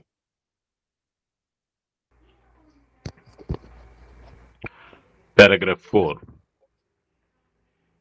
If we look at the new attempt of nations, whether subject or imperial, to fulfill themselves consciously, and especially at the momentous experiment of the subjective German nationality, we shall see the starting point of these possible errors. The first danger arises from the historical fact of the evolution of the subjective age out of the individualistic. And the first enormous stumble has accordingly been to transform the error of individualistic egoism into the more momentous error of a great communal egoism. The individual seeking for the law of his being can only find it safely if he regards clearly two great psychological truths and lives in that clear vision. First, the ego is not the self. There is one self of all, and the soul is a portion of that universal divinity. The fulfillment of the individual is not the utmost development of his egoistic intellect, vital force, physical well-being, and the utmost satisfaction of his mental, emotional, physical cravings, but the flowering of the divine in him to its utmost capacity of wisdom, power, love, and universality, and through this flowering, his utmost realization of all the possible beauty and delight of existence. Thank you. Thank you. Salient points. Yes, madam. Salient points. We see the starting point of these possible errors in some nations. The first danger arises when there is an attempt to transform the error of individualistic egoism into a great communal egoism. Two great psychological truths must be taken into account. First, the ego is not the self. The one self is the portion of that universal divinity. Second, the flowering of the divine in him must be his sole objective. Thank you, sir. Thank you. So பகவான் வந்து இதோடைய dangers சொல்றாரு. இப்போ என்ன காரணத்தினால வந்து நாசி movement வந்து ஏற்பட்டது என்றால் இண்டிவிஜுவலிஸ்டிக் ஏஜ் எல்லாம் மாறி சப்ஜெக்டிவ் ஏஜ் வந்தது. சப்ஜெக்டிவ் ஏஜில் வந்து அந்த தன்னைத்தானே கண்டறிதல் அப்படிங்கிற முயற்சியில தன்னுடைய சக்தியை கண்டறிதல் அப்படிங்கிறதுல அந்த முயற்சியில எல்லாமே எல்லா அந்த திசையை நோக்கித்தான் செயல்பட்டன. ஜெர்மனியில எஸ்பெஷலி பார்த்தோம் அப்படின்னா அது வந்து ஒரு தன்னைத்தானே கண்டறிதல் அப்படின்னா தன்னுடைய ட்ரூ செல்ஃப் தான் கண்டறியணும், அதுதான் இருக்கணும்.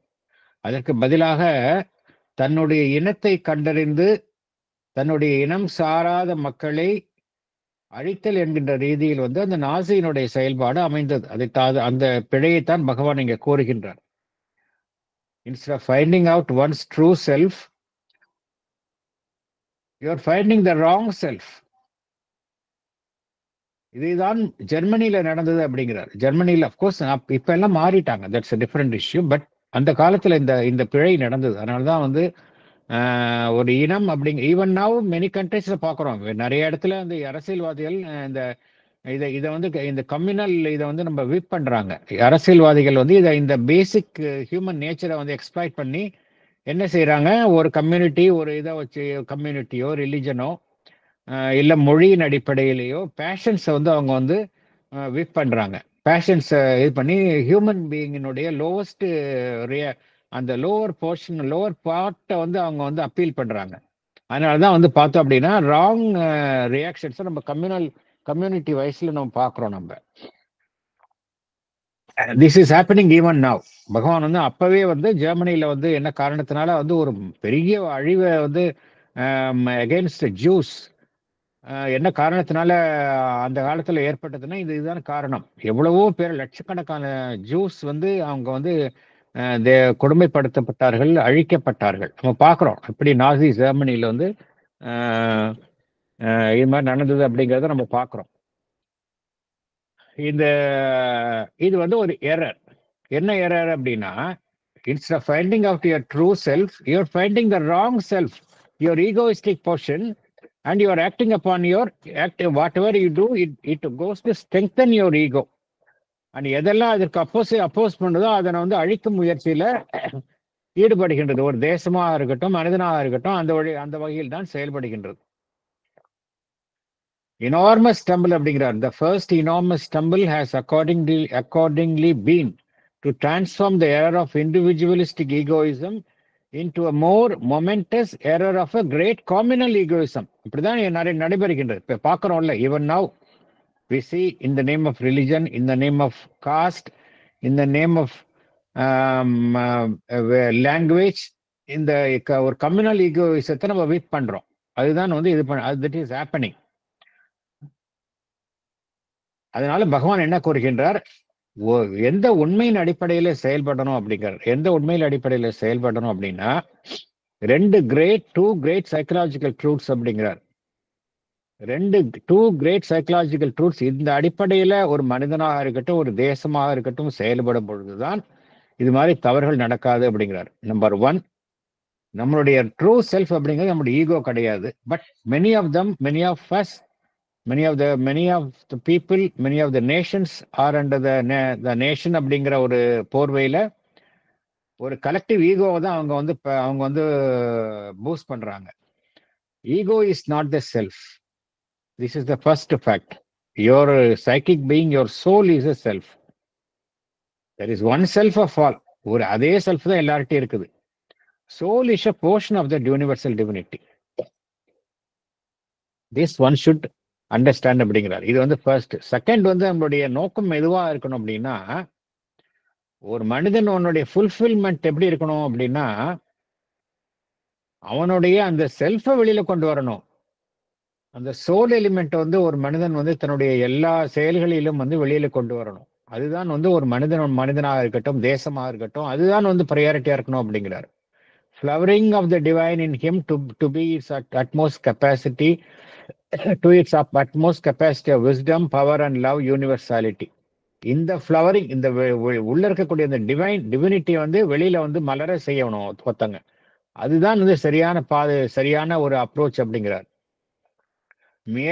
அவனுடைய அறிவை மாத்திரம் வளர்ப்பதோ, ஈகோயிஸ்டிக் இன்டெலெக்ட், அவனுடைய ஈகோவை சார்ந்த அறிவு, அதை மாத்திரம் வளர்ப்பதோ, அவனுடைய வெறும் பிராண வைட்டல் ஃபோர்ஸ், அவனுடைய வெறும் சக்தியை மாத்திரம், பிராணமயத்தை சார்ந்த சக்தியை மாத்திரம் வளர்ப்பதோ, அவனுடைய பிசிக்கல் வெல்பீயிங் அதை மாத்திரம் வளர்ப்பதோ அது சரியான அப்ரோச் இருக்காது அப்படிங்கிறாரு. அவனுடைய வெறும் மென்டல், இமோஷனல், பிசிக்கல் கிரேவிங்ஸை மாத்திரம் ஒருத்தங்க சாட்டிஸ்ஃபை பண்ண பத்தாது. இட் ஷுட் பி என்னன்னா flowering of the divine in him. அவன்கிட்ட இருக்கிற இறைத்தன்மையை வந்து ஒவ்வொருத்தரும் வெளிப்படுத்தணும். இது தனி மனிதருக்கும் சரி, ஒரு தேசத்திற்கும் இது பொருந்தும் அப்படிங்கிறார். அப்பதான் அதுதான் சரியா இருக்கும். இந்த இதை பண்ணினாங்கன்னா இந்த எரர் நடக்காது அப்படிங்கிறார். பகவான் கூறக்கூடியது வந்து எல்லாருக்கும் பொருந்தும், ஒரு தேசத்திற்கும் பொருந்தும், ஒரு தனி மனிதனுக்கும் பொருந்தும் அப்படிங்கிறார். ஸோ இதுதான் சப்ஜெக்டிவ் ஏஜ்ல இப்படிதான் செய்யணும் அப்படின்னு பகவான் கூறுகின்றார். நம்ம அடுத்த செஷன்ல இருந்து நம்ம வந்து சாப்டர் 5 அதுல இருந்து போகலாம். இந்த ஸ்டடி மெட்டீரியல் அனுப்புறதுக்கு டிலே ஆயிடுச்சு இன்னைக்கு. அது என்ன காரணம் என்றால், நான் புக் எக்ஸிபிஷன்ல நாங்கள் கலந்துக்கிறோம். சென்னை புக் ஃபேர் வந்து டிசம்பர் 27 ஆரம்பிக்குது.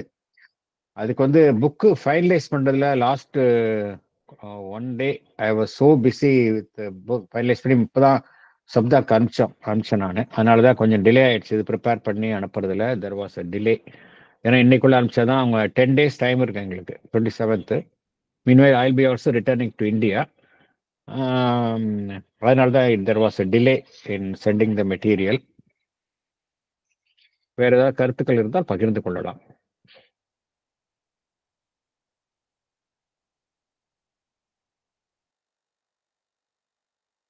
எஸ் மேடம், சொல்லுங்க மேடம்.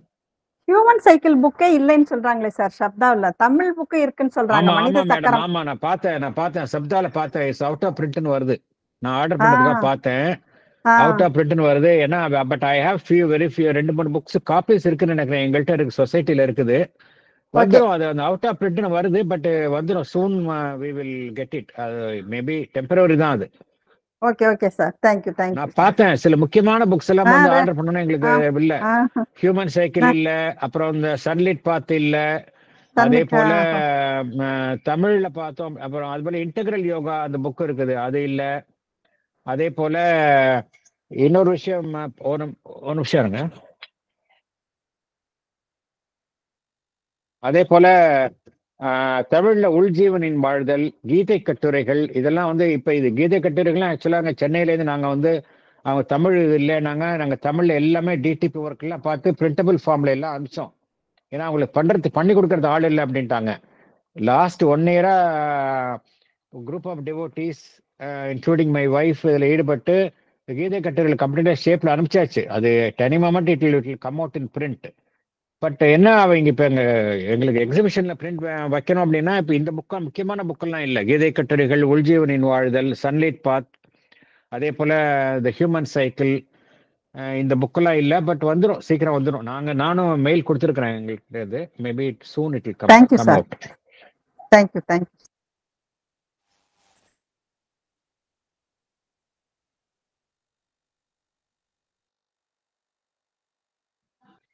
வேற ஏதாவது கருத்துக்கள் இருந்தால் தெரிவிக்கலாம். அதர்வைஸ் நம்ம க்ளோஸ் பண்ணிக்கலாம். Yes sir. சார், நீங்க இந்த டெவலப்டு கண்ட்ரீஸ்ல வந்து முதல்லயே இந்த கிரிமினல்ஸ் ட்ரீட் பண்றதுல வந்து ஒரு டிஃபரெண்ட் ஆட்டிடியூடா பண்ணாங்க சொன்னீங்க இல்லையா, பிரிசன் ரிஃபார்ம்ஸ் எல்லாம். ஆமா. அதுக்கு வந்து இந்த ஜெஃப்ரி ஆர்ச்சர் நாவல் கூட உங்களுக்கு நீங்க கூட படிச்சிருப்பீங்கன்னு நினைக்கிறேன். அது நாவல் பேர் டைட்டில் மறந்து போச்சு. பட் அதுல வந்து of course his intention was not to exhibit that, but அந்த ஸ்டோரியினுடைய அந்த இதெல்லாம் பார்க்கும்போது இப்போ அது ஹேப்பனிங் பேசிக் இதெல்லாம் வந்து அந்த ஒரு பிரிசன்ல தான். ஸோ அதில் பார்க்கும்போது அவரோட இந்த டிஸ்கிரிப்ஷன்லாம் பார்க்கும்போது how they are been treating பிரிசனர்ஸ்ங்கிறது ரொம்ப ஆச்சரியமா, ரொம்ப ஒரு ஓப்பன். ஆமா, அதாவது ஒரு அதே மாதிரி இருக்கிற 2 பேரை பத்தி கதை. அது மறந்து போச்சு எனக்கு, இந்த டைட்டில் எல்லாம் மறந்து. ஓகே, நான் படிக்கல. ஆனா ஒரே ஒரு விஷயம் நான் படிச்சிருக்கேன். ஒரு சின்ன ஒரு படிச்சல சொல்றேன். ஜார்ஜ் ஆர்வெல்னு நம்மளுக்கு எல்லாம் தெரியும், கேள்விப்பட்டிருப்பீங்க இல்லையா? அனிமல் ஃபார்ம் அது மாதிரி பெரிய புக்ல எழுதினவர் ஜார்ஜ் ஆர்வெல் அப்படிங்கிறவரு. அவர் நிறைய எப்படி இந்த கம்யூனிஸ்ட் கண்ட்ரியில வந்து எப்படி இது பண்றாங்க நிறைய எழுதியிருக்கிறாரு. அவர் இன்ஃபேக்ட் அவர் வந்து ஒரு பிரிட்டிஷ்னு நினைக்கிறேன். அவர் ஏதோ ஒரு கண்ட்ரியில பிரிசன் ஆபீசரா இருந்தபோது ஒரு கைதியை, கொலை குற்றவாளி கைதியை தூக்கு மேடைக்கு அழைச்சிட்டு போறாங்க. அழைச்சிட்டு போகும்பொழுது தூக்கு மேடைக்கு அழைச்சிட்டு போறாங்க. கொஞ்சம் ஒரு சில நிமிடங்கள்ல அவனுடைய உயிர் போக போகுது. இருந்தாலும் அழைச்சிட்டு போகும்போது போற வழியில ஒரு சின்ன தண்ணீர் தேங்கி இருக்காரு. அந்த ஒரு படுல் மாதிரி இருக்கு, தண்ணீர் தேங்கி இருக்கு. அவன் என்ன பண்றான், அந்த கைதி வந்து அந்த தண்ணியில நடக்காம அது தள்ளி நடந்து போறான். நீங்க யோசிச்சு பாருங்க. ஒரு மனிதனுடைய அந்த லிவ் டு எக்ஸிஸ்ட் இல்லையா, வில் டு எக்ஸிஸ்ட்ங்கிறது எப்படி ஒரு ஆழமா இருக்குங்கிறத சொல்றாரு. அதை வந்து சொல்றாரு அவரு. இது நடந்த விஷயம். ஏன்னா அவர் வந்து எழுதுறதுக்கு முன்னாடி ஆபீசரா இருக்கிறாரு. இதுல பிரிசன்ல வந்து ஆபீசரா இருக்கிறாரு. அப்ப அந்த தூக்கு மேடைக்கு அந்த கைதியை அழைச்சிட்டு போறப்போ அந்த கைதி வந்து படுல வந்து நடக்காம அப்படி நடந்து அது பைபாஸ் பண்ணி நடந்து போறான். அவன் செத்து போ நல்லா தெரியும் அவனுக்கு. அதுல நான் எப்படி நடந்தேன், நான் படுல நடந்தானே எதுல நடந்தானோ அப்படி போகல அவன். This shows that every human being has got the will to exist இல்லையா? பத்தி ரொம்ப ரொம்ப உருக்கமா இருந்தது படிக்கிறப்ப. அது நிறைய இது மாதிரி வந்திருக்கு. நீங்க சொல்றது நான் படிக்கல.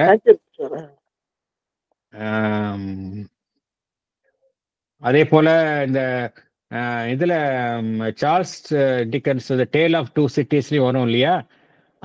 இந்த சிட்னி கார்ட்டர் அப்படிங்கறதான வேற யாருக்கோ பதிலாக வந்து கில்லட்டின்ல வந்து தன்னை இது பண்ணிட்டு வாங்க. இதெல்லாம் நிறைய நாவல்ஸ்ல வந்திருக்கு. இது எல்லாமே எதை நோக்குன்னா, அந்த ஹியூமன் பீயிங்கினுடைய இன்ட்ரின்சிக் வேல்யூ அதை நம்ம அழிச்சிடக்கூடாது எந்த காலத்திலும் எதன் பெயராலும். இந்த ஹியூமன் பீயிங்கினுடைய இன்ட்ரின்சிக் வேல்யூவை வந்து நம்ம வந்து இது பண்ணிடக்கூடாது அப்படிங்கிறது. ஆனா ஒட்டுமொத்தமா பார்க்கும்போது சில டிட்டரண்ட் பனிஷ்மெண்ட்ஸும் தேவையா இருக்கு. நம்ம அது ஒட்டுமொத்தமா அது இல்லைன்னு சொல்ல முடியாது. அப்கோர்ஸ் இதெல்லாம் வந்து ரொம்ப சப்ஜெக்டிவான விஷயம். இது நம்ம வந்து சரியான முறையில இதுதான் அப்படின்னு சொல்ல முடியாது. இன்னைக்கு இதுதான் சொல்றது, நாளைக்கு வந்து மாறிடும். பகவான் அப்படி முடிக்கும்போது ஸ்டப்லிங்ஸ்க்கும் சான்ஸ் இருக்குன்ற மாதிரி. ஆமா. Yes madam. Thank you sir. Good evening sir. இந்த பிரிசன் ரிஃபார்ம்ஸ் பத்தி சொல்லும்போது என்னோட சன் படிச்சு சொன்னா, நம்ம கண்ட்ரியில சில பிரிசன்ல விபாசனா ட்ரைனிங் கொடுத்து அந்த பிரிசனர்ஸை ரிஃபார்ம் பண்றா அப்படின்னு நீங்க சொன்னது. அது அப்புறம் எனக்கு ஞாபகம் வந்தது, நீங்க பகவான் புக்ல மென்ஷன் பண்ணியிருந்தேன். இல்ல, அது உண்மை. அது நம்ம பிரிசன்லயும் நடக்குது. இன்ஃபேக்ட் உங்களுக்கு தெரியாது, பகவானுடைய நூற்றாண்டு அப்ப ஒரு ப்ரோக்ராம் வந்து கண்டக்ட் பண்ணணும். நான் போயிருந்தேன். இங்க நம்ம புழல் பிரிசனுக்கு போயிட்டு பகவானுடைய கருத்துக்களை பத்தி பேச சொன்னாங்க. ஒரு ஒரு ஒரு ஒரு ரொம்ப ரொம்ப மேலோட்டமா நான் பேசிட்டு எல்லாருக்கும் புத்தகங்கள் கொடுத்தோம் நாங்க. இது வந்து எப்பன்னா பகவானுடைய நூற்றாண்டு விழாதப்ப. அது இல்லாம ஒவ்வொரு புக் எக்ஸிபிஷன் போதும், போன தடவை நாங்கள் கிட்டத்தட்ட ஒரு 150-200 புக் கொடுத்துருப்போம். சின்ன புக்லெட் வந்து அந்த பிரிசன் அத்தாரிட்டிஸ் வந்து ஒரு ஸ்டால் மாதிரி வச்சிருக்கிறாங்க. அதுல வந்து எல்லா புக் பப்ளிஷர்ஸையும் புக்கை வந்து நீங்க வாலண்டரி டொனேட் பண்ணணுங்க, எங்கள்கிட்ட கொடுங்க அப்படிங்கிறாங்க. அதை வாங்கிட்டு போயிட்டு ஐஜி பிரிசன்ஸ் வந்து எல்லா அந்த சிறைகள் இருக்கிற கைதிகளுக்கு கொடுக்குறாங்க. அது மாத்திரம் இல்ல, கோர்ஸ் நம்ம இவர் வந்து நம்ம கிரண் பேடி வந்து டெல்லியில வந்து டிகார் ஜெயில இருந்தபோது அப்பவே யோகாலாம் இன்ட்ரடியூஸ் பண்ணிட்டாங்க. பட் இதெல்லாம் இப்போ எல்லா பிரிசன்லையும் இப்போ வழக்கமா பண்றாங்க அப்படிதான் நினைக்கிறேன். திஸ் ஹஸ் பிகம் இந்த பிரிசன் ரிஃபார்ம்ஸ் வந்து நல்லா இப்போ வேரூன்றி இருக்கு. No doubt there are some aberrations are also there. But still இந்த ரிஃபார்ம்ஸ் வந்து நிறைய இடத்துல பண்ண ஆரம்பிச்சிட்டாங்க. இதெல்லாம் எதை காட்டுது அப்படின்னா, நம்ம வந்து we are moving towards a subjective age. அதைத்தான் காட்டுகின்றது. Thank you sir. அதே போல நீங்க நிறைய கார்ப்பரேட் ஆஃபீஸ்க்கெல்லாம் நீங்க நான் என்னுடைய வங்கியில வேலை பார்த்ததுனால நிறைய கார்ப்பரேட் அலுவலகங்களுக்கு, பெரிய பெரிய கார்ப்பரேட் ஆஃபீஸ்க்கெல்லாம் நான் போக வேண்டிய ஒரு வாய்ப்பு கிடைச்சதுனால, அவங்க எல்லா கார்ப்பரேட் ஆஃபீஸ்லயும் முதல்ல ரிசப்ஷன்ல என்ன போட்டிருப்பாங்க, அவங்களுடைய விஷன் அண்ட் மிஷன் அப்படின்னு போட்டிருப்பாங்க. அவங்களுடைய விஷன் என்ன எதுன்னு. அதுல மோஸ்ட்லி சப்ஜெக்டிவ் எலிமெண்ட் தான் இருக்கும். இவ்வளவு ப்ராஃபிட் பண்ணணும், இதை பண்ணணும்னு சொல்ல மாட்டாங்க. உலகத்தரம் வாய்ந்த ஒரு ஹையஸ்ட் குவாலிட்டியான விஷயத்த நம்ம ப்ரொடியூஸ் பண்ணணும். எல்லாத்துலயும் வந்து நாங்க வந்து டிரான்ஸ்பரன்சியை இது பண்ணுவோம், எதுவுமே வந்து நாங்க வயலேட் பண்ண மாட்டோம். இதெல்லாம் சப்ஜெக்டிவ் விஷயம் தான். நீங்க just take any corporate entity, அவங்களுடைய கோல் வந்து அப்பேரண்டா அவங்க வந்து ப்ரொக்ளைம் பண்ற, பிரகடனப்படுத்தக்கூடிய விஷயம் இதுவா தான் இருக்கு, சப்ஜெக்டிவ் எலிமெண்டாகத்தான் இருக்கின்றது. நோ டவுட் அவங்க லாபம் சம்பாதிக்கிறது, இது பண்ணது அதெல்லாம் இருக்குது, இல்லைன்னு சொல்ல வரல, பட்ஜெட்லாம். பட் அவங்களுடைய ப்ரொக்ளைம்டு கோல்ஸ் அண்ட் விஷன்ஸ் வந்து சப்ஜெக்டிவாக தான் இருக்கின்றது. ஃபேர் ட்ரீட்மெண்ட் கொடுக்கணும், யாரையும் டிஸ்கிரிமினேட் பண்ண மாட்டோம், இதெல்லாம் வந்து சப்ஜெக்டிவ் எலிமெண்ட்ஸ் தானே. நீங்க இன்னொன்னு யோசிச்சு பாருங்க, நம்முடைய கான்ஸ்டியூஷன் எடுத்து பாருங்க. கான்ஸ்டியூஷன்ல என்ன அர்த்தம்? ஈக்குவாலிட்டி ஆஃப் இதுதானே, ஈக்குவாலிட்டி ஆஃப் ஜஸ்டிஸ், எல்லாருக்கும் ஈக்குவல் ரைட் கொடுக்கணும், யாரும் டிஸ்கிரிமினேட், அதுதான் நம்மளுடைய கான்ஸ்டியூஷனுடைய பேசிக் இதாவே இருக்கு. தட் இஸ் சப்ஜெக்டிவ் எலிமெண்ட் தானே. ஈக்குவாலிட்டியோடைய ட்ரூ இதுன்னு பார்த்தோம்னா ஈக்குவாலிட்டி ஆஃப் சோல்ஸ் தானே அதோடைய உண்மையான ட்ரூத்.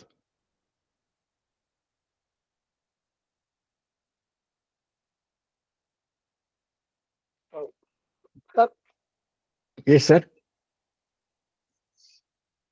S please. சக்கரன் சாரோட இந்த இதுல கூட செஷன்ல கூட அவர் வந்து சொன்னார்னு ஞாபகம் சார்.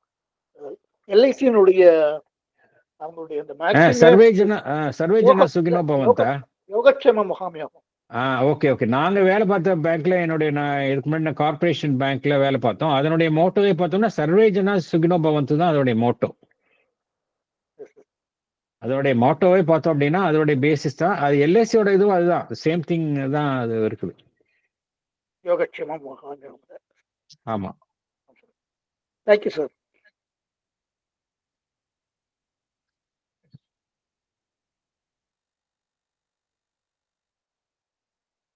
வேற எதுவும் கருத்துக்கள் இல்லைன்னா நம்ம ஃபினிஷ் பண்ணிக்கலாம்.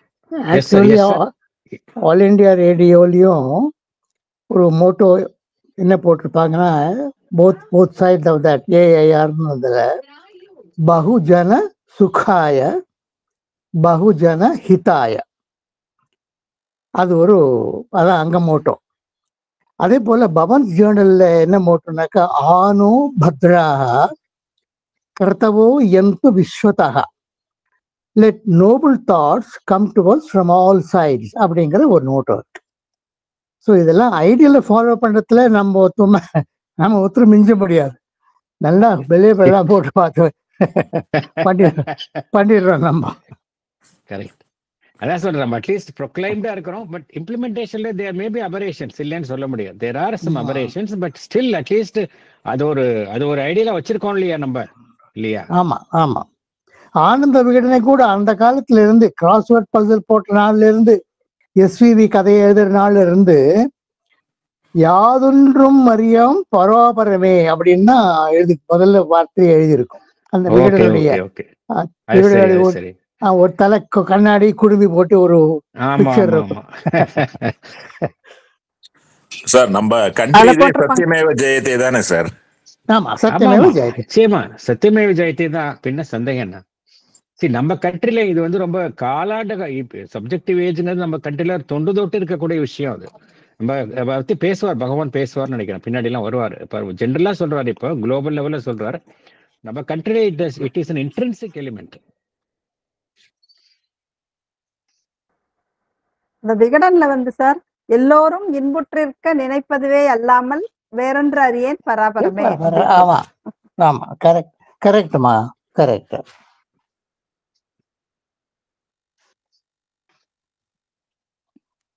Thank you for the lively contribution. வேற எதுவும் கருத்துக்கள் நம்ம க்ளோஸ் பண்ணிக்கலாம்.